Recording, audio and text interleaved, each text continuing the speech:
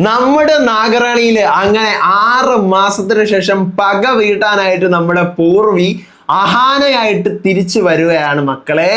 ഇനി ആര്യമനായിട്ടുള്ള കല്യാണം, പക വീട്ടൽ, പ്രണയമൊക്കെ ആയിട്ട് നാഗറാണി അടിപൊളി കിടുക്കൻ എപ്പിസോഡുകൾ വരാനിരിക്കുന്നതേ ഉള്ളൂ. മാത്രമല്ല ആര്യമിന്റെ സ്വഭാവം അപ്പാടെ മാറിയിരിക്കുന്നു. ഒരു പുതിയ കല്യാണം നടക്കാൻ പോവാണ് നമ്മുടെ സൂര്യ വീട്ടിൽ. ആരുടെ കല്യാണമാണ് നടക്കാൻ പോകുന്നത്? ഇനി അങ്ങോട്ട് TV-യിൽ വരാനിരിക്കുന്ന, ഇതുവരെ വരാത്ത ഇനി വരാനിരിക്കുന്ന എപ്പിസോഡുകളുടെ റിവ്യൂമായിട്ടാണ് ഞാൻ വന്നിരിക്കുന്നത്. സോ വെൽക്കം ബാക്ക് ടു മൂളറ്റ് Media Max. I am Ansif. Video ആദ്യമായിട്ട് കാണുന്നവർ ചാനൽ സബ്സ്ക്രൈബ് ചെയ്യണം, ലൈക്ക് ചെയ്യണം, ഷെയർ ചെയ്യണം. നിങ്ങളുടെ അഭിപ്രായങ്ങൾ മസ്റ്റായിട്ട് താഴെ കമന്റ് ചെയ്യണം. ഇതുപോലത്തെ സീരിയലിന്റെ എക്സ്പ്ലനേഷനും റിവ്യൂസിനും ഒക്കെ ആയിട്ട് ഇപ്പൊ തന്നെ നമ്മുടെ FB പേജും ഇൻസ്റ്റാ പേജും മറക്കാതെ ഫോളോയും ചെയ്യണം. വീഡിയോ ഹൈപ്പ് ചെയ്യാൻ മറന്നു പോവരുത്. അപ്പോ നമ്മൾ കഴിഞ്ഞ എപ്പിസോഡിൽ പറഞ്ഞു നിർത്തിയത് എവിടെയായിരുന്നു? ഭരണിയും നമ്മുടെ പൂർവിയും കൂടി, അതായത് നമ്മുടെ അനന്തയും കൂടി മലമുകളിൽ നിൽക്കുമ്പോഴത്തേക്കും ഭരണി ചോദിക്കുകയാണ് ഇനി അടുത്ത് എന്താണ് പ്ലാൻ. അപ്പോൾ നമ്മുടെ അനന്ത പറയാണ്, എന്നെ പ്രിയപ്പെട്ടവരെ കൊന്നൊടുക്കിയവരെ, മരണം ഭയക്കുന്ന മരണം ഞാൻ അവർക്ക് കൊടുക്കും. ഈ നാഗിനി ആരെയും വെറുതെ വിടില്ല. ആ 13 പേരെയും ഞാൻ കൊല്ലും എന്നിങ്ങനെ പറയുവാണ്. എന്നിട്ട് 6 മാസത്തിന് ശേഷം എഴുതി കാണിക്കുകയാണ്. അതായത് ഇനി 6 മാസത്തിന് ശേഷമുള്ള കഥയാണ്.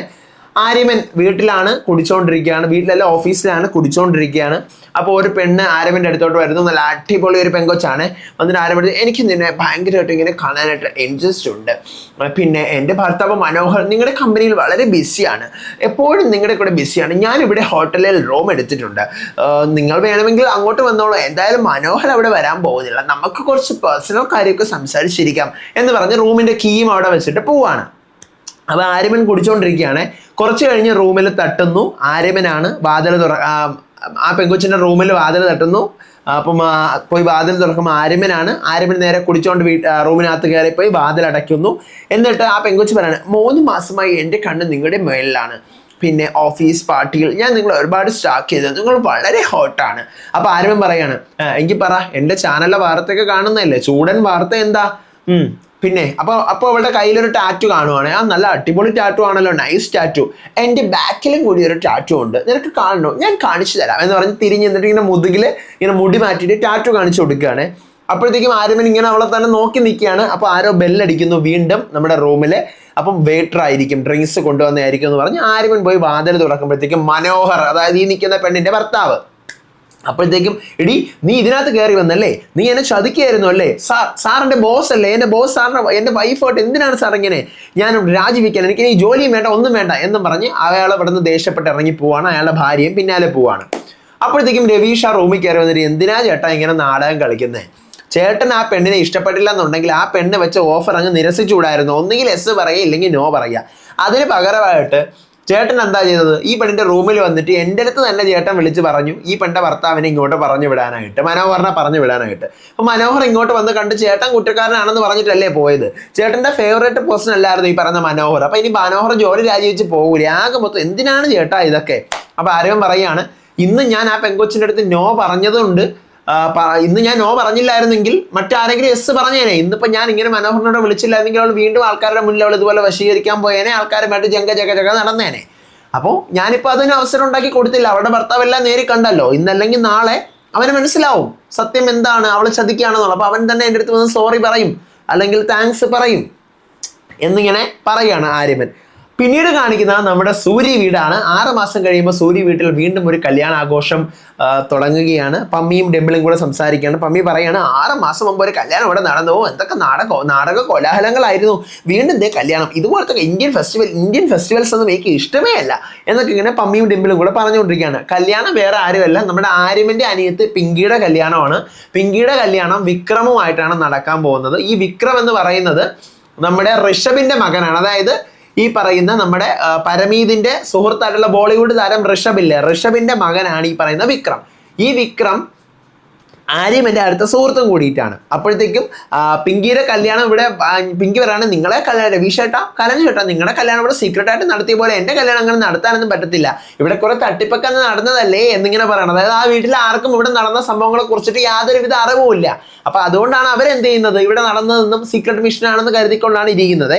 അപ്പോഴത്തേക്കും പമ്മി പറയണത് നോക്ക് നിന്റെ മോനില്ലേ ഭാര്യയുടെ അടിമയായിക്കൊണ്ടിരിക്കുക. അപ്പോഴത്തേക്കും ഡിംപിൾ പറയണം അല്ല എൻ്റെ മോൻ കരൺ അവന്റെ ഭാര്യ ടീനയുടെ പണത്തിന്റെ അടിമയാണ് എന്നിങ്ങനെ പറയുന്നു.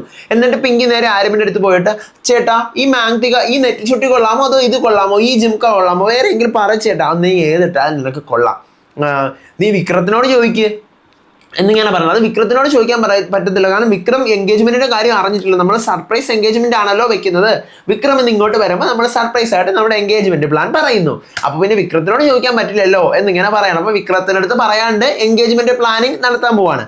അപ്പോഴത്തേക്കും എന്ത് ചെയ്യുന്നു, നമ്മുടെ പിങ്കി ആരമിന്റെ അടുത്ത് സംസാരിച്ചോണ്ടിരിക്കുമ്പോൾ ഒരു പെണ്ണങ്ങോട്ട് വന്നിട്ട് നിന്റെ ചേട്ടൻ എത്ര ഹോട്ടാണോ എന്നത് പരിചയപ്പെടുത്തി തന്നോടെ പിങ്കി എന്നിങ്ങനെയാണ്. അപ്പൊ പിങ്കിയോടെ വിളിച്ചോണ്ട് റെഡി നീ ചേട്ടൻ്റെ അധികം കളിക്കാൻ പോകണം, ചേട്ടൻ മൂഡ് ഓഫിലാണ്, ചേട്ടൻ ആകെ ബ്രേക്കപ്പ് ഒക്കെ കഴിഞ്ഞ് മറ്റേ രാധിക ചേട്ടൻ്റെ എക്സ് ഗേൾ ഫ്രണ്ട് രാധിക ഇട്ടിട്ട് പോയോണ്ട് അതിന്റെ വിഷമത്തിൽ ഇരിക്കുകയാണ്. അപ്പൊ ആര്യമൻ പറയണേ ഞാൻ എൻ്റെ മനസ്സിൽ അങ്ങനെ ഒരു സംഭവമേ ഇല്ല, ഞാൻ മൊത്തത്തിൽ മാച്ച് കളഞ്ഞു എന്ന് പറഞ്ഞ് ദേഷ്യപ്പെട്ടിട്ട് അവിടെ നിന്ന് പോകുന്നു. ഇതേ സമയം രവീഷിന്റെ ഫോണിലേക്ക് പരമീത് വിളിക്കുകയാണ്. അങ്ങനെ രവീഷ്, കരൺ, അർജുൻ ഇവർ 3 പേരും പരമീതിന്റെ റൂമിൽ പോകുന്നു. പരമീതും ബൽജീത്തും ഉണ്ട്. അപ്പൊ പരമീത് പറയാണ് ഇവിടെ എന്തൊക്കെയോ ഈ പരിപാടീസ് എല്ലാം നമ്മുടെ ഈ ഫയലുകളെല്ലാം കൂട്ടി ഇതൊക്കെയാണ് നമുക്ക് ഇവിടെയുള്ള വരുമാന മാർഗ്ഗങ്ങൾ, നമ്മുടെ ഫാക്ടറികൾ ഇതെല്ലാം വിറ്റ് ഇവിടെ നിന്ന് കിട്ടുന്ന സാധനങ്ങൾ എടുത്തുകൊണ്ട് നമുക്ക് നമ്മുടെ നാട്ടിൽ പോവാം, എല്ലാം വിറ്റ് പൈസ ആക്കിയിട്ട് പോയി ഇനി ഇവിടെയുള്ള പരിപാടി ഒന്നും വേണ്ട നമുക്ക് നമ്മുടെ നാട്ടിൽ പോവാം എന്ന് പറയുകയാണ്. അപ്പൊ ബൽജീത്തിന്റെ ഫോണിലേക്ക് ഒരു മെസ്സേജ് വരുന്നു, ഋഷഭ് നമ്മുടെ ഇൻഡസ്ട്രിയൽ ഏരിയയുടെ പിന്നിൽ വരാൻ പറഞ്ഞിരിക്കുന്നു, എന്തിനാണാവോ നമുക്ക് അങ്ങോട്ട് പോയി നോക്കാം എന്ന് പറയുകയാണ്. എങ്കിൽ നമുക്ക് പോവാം എന്ന് പറഞ്ഞ് പരമീതും ഈ ബൽജീത്തും കൂടെ ഒരു ഇൻഡസ്ട്രിയൽ ഏരിയയുടെ ഈ പറയുന്ന ഭാഗത്ത് പോവാണ്. ഋഷഭിന്റെ മെസ്സേജ്. അപ്പൊ അവിടെ ചെല്ലുമ്പോൾ ഋഷഭും ഉണ്ട്, നമ്മുടെ മന്ത്രി സമീറും ഉണ്ട്. അപ്പൊ ഋഷഭും മന്ത്രി സമീറും ചോദിക്കുന്നത് നിങ്ങൾ എന്തിനാണ് നമ്മളെ ഇങ്ങോട്ട് വിളിച്ചത്? അപ്പോഴത്തേക്കും പരമീതും ബൽജീത്തും ചോദിക്കാൻ നിങ്ങളല്ലേ നമ്മളെ ഇങ്ങോട്ട് വിളിച്ചത്? അപ്പൊ പിന്നെ നിങ്ങളുടെ ഫോണിൽ നമ്മുടെ ഫോണിലോട്ട് എങ്ങനെയാ മെസ്സേജ് വന്നത്? ഇതിനൊറ്റ ഉത്തരവേ ഉള്ളൂ, നമ്മളെ വിളിച്ചിരിക്കുന്നത് മറ്റേ ഇരുളാണ്. ഇരുൾ എന്ന് പറഞ്ഞു കഴിഞ്ഞാൽ ഇവരുടെയൊക്കെ മാസ്റ്റർ മൈൻഡാണ്. അതായത് ഇവരെയൊക്കെ ഈ ചിങ്കിസ്ഥാനിൽ നിന്നും ഇന്ത്യയിലേക്ക് കയറ്റി വിട്ടുന്ന ഒരു തലയുണ്ടല്ലോ ഇവരുടെയൊക്കെ നേതാവ്, ആ നേതാവാണ് ഈ ഇരുള്. അപ്പൊ ഇവരെ വിളിച്ചു വരുത്തി അപ്പൊ ഇയാളാണ് ഇവരുടെ ഫോണിൽ അങ്ങോട്ടും ഇങ്ങോട്ടും മാറ്റി മെസ്സേജ് അയച്ചതെന്നുള്ള കാര്യമാണ് മനസ്സിലാവുന്നത്. അപ്പൊ ഇവര് വന്ന് നിൽക്കുന്ന ഒരു മുതല തടാകത്തിന്റെ അവിടെയാണ്. അപ്പൊ എല്ലാവരും നോക്കുമ്പോൾ നിറയെ മുതലകൾ. അപ്പം അവിടേക്ക് ഇരുൾ വരികയാണ്. ഒരു കപ്പലിലാണ് ഇരുൾ വരുന്നത്. ഇരുളാണ് ഈ കഥയിലെ പ്രധാന വില്ലനാണ് ഇരുളെ. അപ്പൊ ഇരുള് വലിയൊരു കപ്പലിൽ വരുന്നു, ഭയങ്കര കോമാളി ലുക്കിലൊക്കെയാണ് വരുന്നത്, ഒരു ചിങ്കിസ്ഥാനി ലുക്കിലൊക്കെയാണ് വരുന്നത്. എന്നിട്ട് ഇരുളിനെ കാണുമ്പോൾ തന്നെ ഇവർ 4 പേരും വണങ്ങുകയാണ്. 2 വേലക്കാരന്മാർ ഇരുളുടെ കൂടെയുണ്ട്. വരുമ്പോൾ തന്നെ എൻ്റെ മുതല കുഞ്ഞുങ്ങൾ വിഷമിക്കുകയാണോ മക്കളെ, സുഖമാണോ മുതലകളെ, നിങ്ങൾ എന്നെ മിസ് ചെയ്യുന്നുണ്ടോ, വിശക്കുന്നുണ്ടോ എന്ന് ചോദിച്ചുകൊണ്ട് കൂടെ വന്ന ഒരു വേലക്കാരനെ തന്നെ പിടിച്ച് മുതലയ്ക്ക് ഭക്ഷണമായിട്ട് ഇട്ട് കൊടുക്കുന്നു. മുതല കടിച്ച് പറിച്ച് തിന്നുന്നു. അടുത്ത് രത്നം കിട്ടിയോ എന്ന് ചോദിക്കുകയാണ് പരമീതിൻ്റെ അടുത്തും കൂട്ടരടുത്തും. എന്ത് രത്നം? അപ്പോഴാണ് പറയുന്നത് നിങ്ങൾക്ക് ഇന്ത്യയും ഈ പറയുന്ന കണക്ക് ഇന്ത്യ പോലത്തെ ഒരു പാമ്പുള്ള സർപ്പത്തിന്റെ ദേശവും അവിടെ നാഗമാണിക്യം ഒക്കെ ഇല്ലേ? നാഗമാണിക്യം എവിടെ? 24 വർഷമായിട്ട് ഞാൻ നിങ്ങളുടെ അടുത്ത് പറയുന്നതാണ്. അപ്പം നമ്മുടെ എന്താ പറയാ ഋഷഭ പറഞ്ഞ 24 വർഷമായിട്ട് നമ്മൾ നാഗമാണിക്യം തിരയുന്നുണ്ട്, നമുക്കത് കിട്ടുന്നില്ല. നാഗമാണിക്യം എന്ന് പറഞ്ഞു കഴിഞ്ഞാൽ ഒരു പവർഫുൾ സ്റ്റോൺ ആണ്. ഈ നാഗകന്യക സീരിയലിലുള്ള ഒരു പവർഫുൾ സ്റ്റോൺ ആണ് നാഗമാണിക്യം. ഒരു കല്ലാണ്, ഒരു ഡയമണ്ട് ആണ്.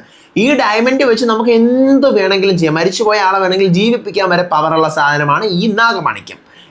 നമുക്ക് പണക്കാരനാവാം, ഒരാളെ നശിപ്പിക്കാം, ഓർമ്മ കളയാം, കൊല്ലാം, ജീവിപ്പിക്കാം, അതാണ് ഈ നാഗമാണിക്യം. അത് മുൻപുള്ള സീസണുകൾ കണ്ടിട്ടുള്ളവർക്ക് മനസ്സിലാവും. അപ്പൊ നാഗമാണിക്യം എവിടെയെന്ന് ചോദിക്കുകയാണ്.